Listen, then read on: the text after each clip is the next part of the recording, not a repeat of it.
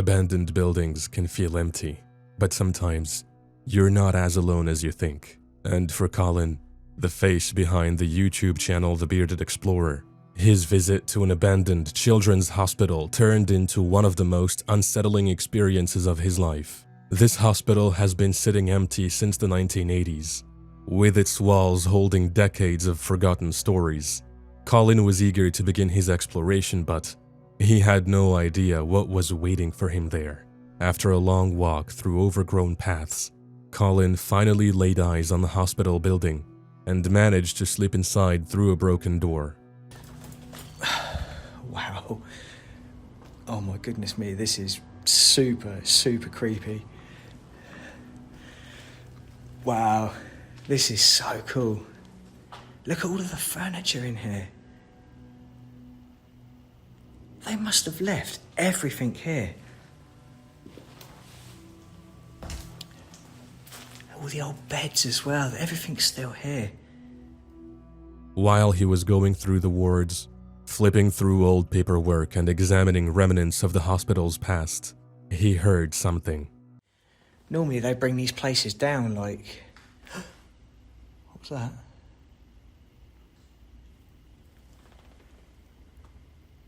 Oh, I'm hearing noises in there now, that wasn't nice.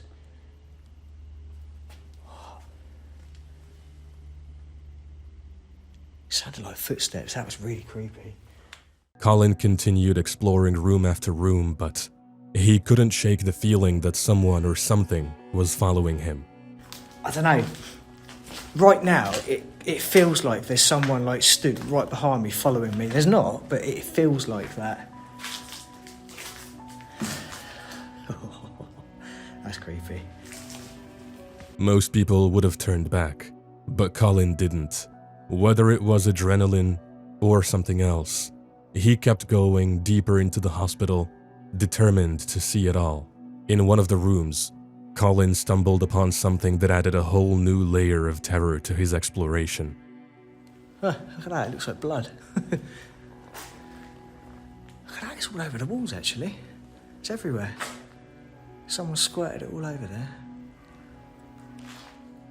Collin eventually reached the last room on the ground floor, but the room stood out from the rest. It was covered in strange graffiti and debris lay everywhere. This is the last room downstairs to look in.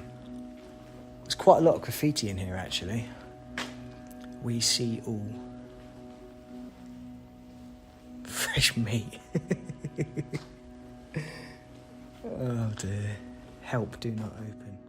Collin decided to check out the upstairs floor, but what he didn't know was that the real danger had not even started. Okay, these floors don't feel very safe.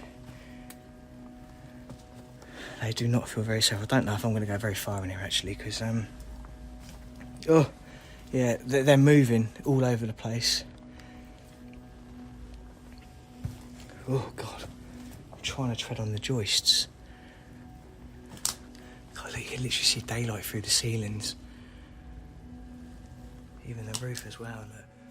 Collin walked carefully, taking one gentle step at a time, knowing full well that the floor could collapse at any moment. Yeah, look at that, look. Wow. We've got just 2 empty rooms here, I think. Luckily, he finished exploring upstairs without a problem and carefully made his way back down. But something happened that left him feeling unsettled. Fuck.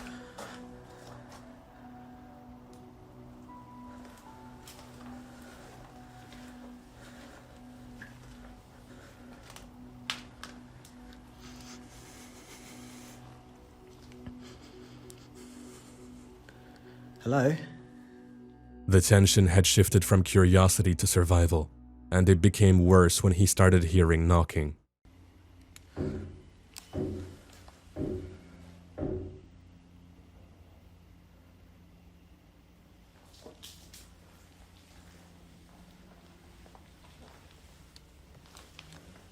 Collin wasn't sure if it was meant to lure him in or scare him away, so he went ahead to trace the sound.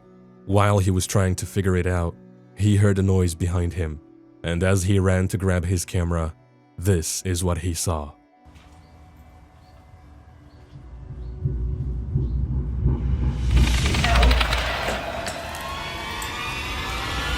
Oh, fuck!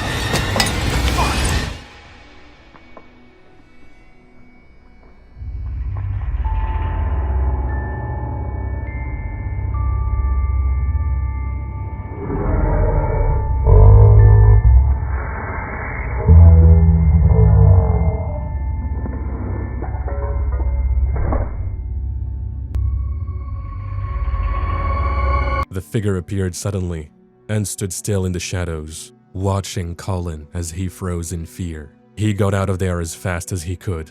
Urban exploration can be dangerous, as you never know who or what you might encounter. Colby and Colton are no strangers to exploring abandoned places most people wouldn't dare to enter. On this adventure, they explored an abandoned school that seemed to hold more than just dust and memories.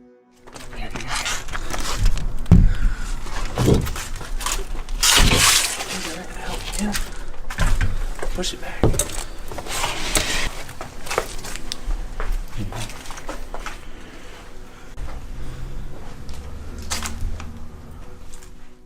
It felt like something didn't want them there. They arrived at the crumbling school and slipped inside as quietly as possible, careful not to attract attention from anybody nearby. It didn't take long for the first creepy sign to appear.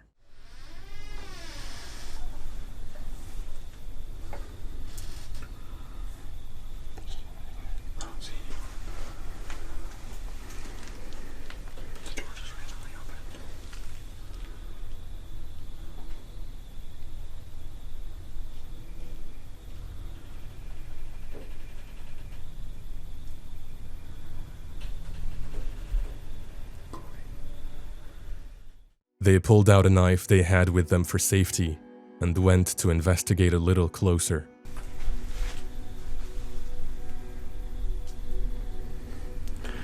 I don't know if y'all heard that, but the door literally opened and closed twice. Look at all that mold over there. Can you see all that?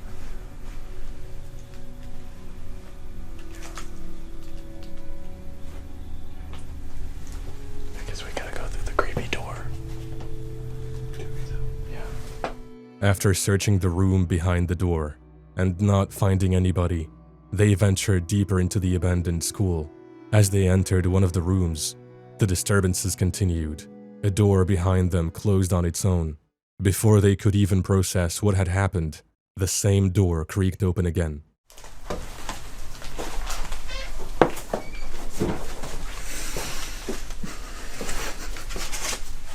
The door just shut randomly.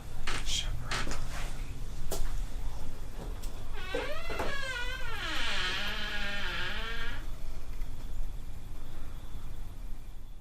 By now, they were on high alert, and they braced themselves for whatever or whoever was messing with them. In another room, it happened again. The kind of slam you don't just hear, but feel in your chest, like someone or something was waiting for them.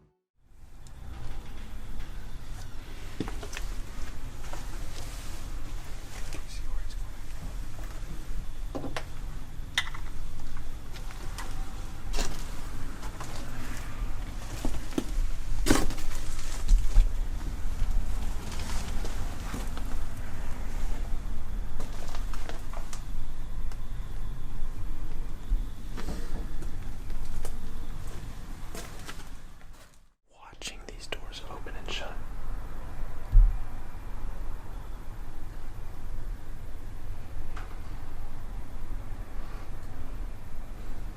Can you see that on the camera?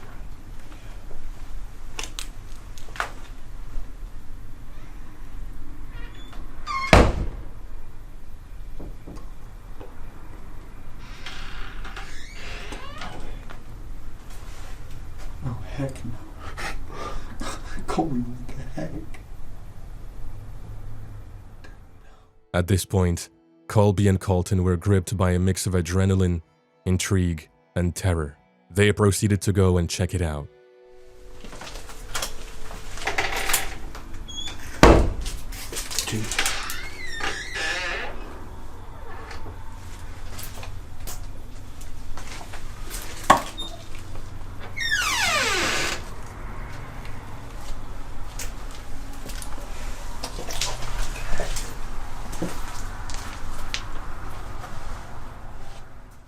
As they stepped into the room, scanning for clues that might explain what was happening, they found items that led them to believe someone was living there.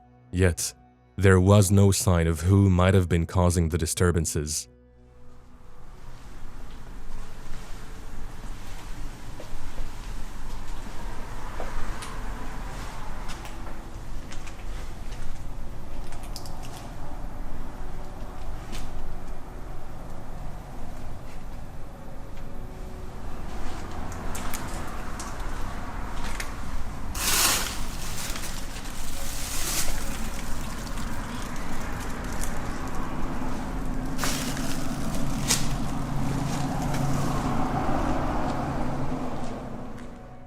I've never had a door slam right in my face before, like that.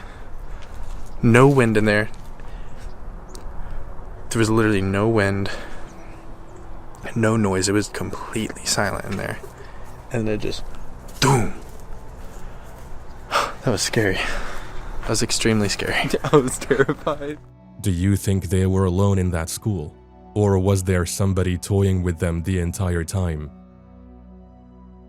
Sometimes, you walk into a place and your gut tells you to turn back, not because of what you see, but because of what you feel. That thick, invisible dread that coils in your stomach is exactly the feeling Dan Bell had the moment he stepped into the remains of the Regency Inn, an abandoned roadside motel, a place the town seemed eager to forget. I feel like there's things crawling up my legs.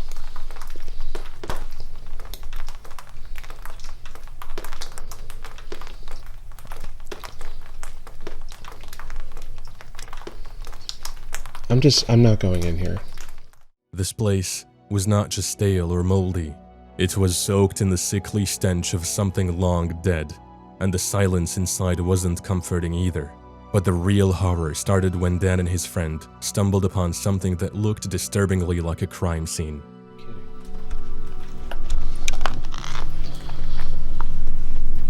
Is that a joke? Did someone fucking get murdered here? Jesus Christ. How does that... I don't like that now, because no one's just gonna leave that there. Even if you're in... like dire straits, you're still gonna take your ID I'm with not staying in here. What, you don't want to go look? It wasn't clear exactly what had happened there, but the unsettling feeling was enough to make them consider leaving. And when they went to the other side of the building, things went from unsettling to outright terrifying. Okay. That is blood.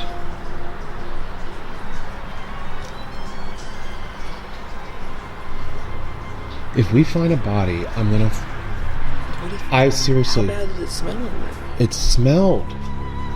Maybe we'll just call, like, the police or something and tell them to sweep. Come check out the... yeah. Oh my god. Dan and Will made a big deal about this, and the truth is, a bloody handprint isn't something you casually stumble upon during an urban exploration. The sight of it left them visibly shaken, but they continued, and by the time they reached the upper floors, it became clear that this place was abandoned for a reason, and possibly a distressing one.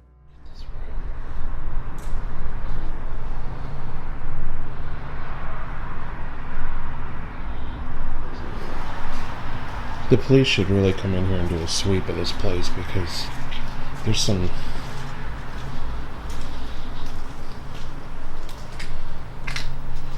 Every time I look into one of these rooms, I'm just like waiting to see something. Every room they entered had signs of destruction, with broken furniture, shattered glass, and ominous stains on the walls and beds that told stories no one wanted to imagine.